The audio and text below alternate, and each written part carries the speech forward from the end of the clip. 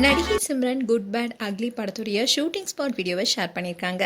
அந்த வீடியோ பல லைக்ஸாக இப்போ அள்ளிட்டு வருது. அஜித் நடிப்பில் ரீசெண்டாக வெளியாகி வெற்றி நட போட்டிருக்க படம் தான் குட் பேட் அக்லி திரைப்படம். ஒரு ஃபேன் பை மொமெண்ட்டாக இந்த படத்தை எடுத்திருக்காரு ஆதிக் ரவிச்சந்திரன். விடாமுயற்சி படத்தில் ஃபேன்ஸ் எல்லாம் எந்த அளவுக்கு வேதனை அடைஞ்சாங்களோ அது எல்லாமே இந்த படம் சரி செஞ்சிருக்கு. கத்தி கத்தி தோண்டியே வலிக்குதுன்னு பலரும் சொன்னாங்க. அந்த அளவுக்கு படத்தில் நிறைய விஷயங்களை செஞ்சிருக்காரு ஆதிக். அதோட அஜித் படம் இப்படி தான் இருக்கும்னு அஜித்துடைய ஃபேன்ஸும் கொண்டாடிட்டு வராங்க.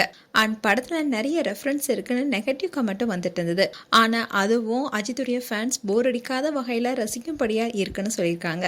அப்படி இருந்தாலும் இப்போ படம் நல்லாவே போயிட்டு இருக்கு. அஜித் த்ரிஷா 6வது முறையா இணைந்தாலும் இன்னொரு நாயகி சிம்ரன் வரவு படத்துக்கு கூடுதல் ஹைப்பை ஏற்படுத்தியிருக்கு.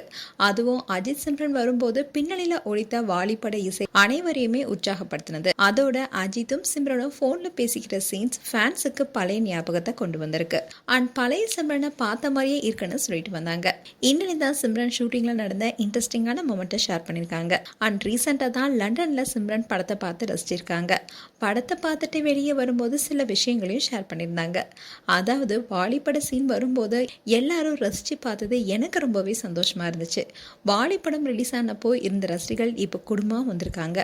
அதனால 25 வருஷத்துக்கு அப்புறமா ஃபேமிலி ஆடியன்ஸாக இந்த படத்தை ரசிக்கிறாங்கிற போது அதுதான் வெற்றி.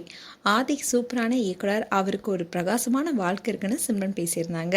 மேலும் குட் பேட் அக்லியில் சிம்ரனுடைய நடிப்பு குறித்து உங்களுடைய கருத்துக்களை கமெண்ட் செக்ஷனில் சொல்லுங்கள். இது போன்ற வீடியோஸை பார்க்க நியூஸ் தமிழ் கிட்ஸ் சேனலை சப்ஸ்கிரைப் பண்ணுங்கள். மறக்காமல் நோட்டிஃபிகேஷன் பட்டனை கிளிக் பண்ணுங்கள்.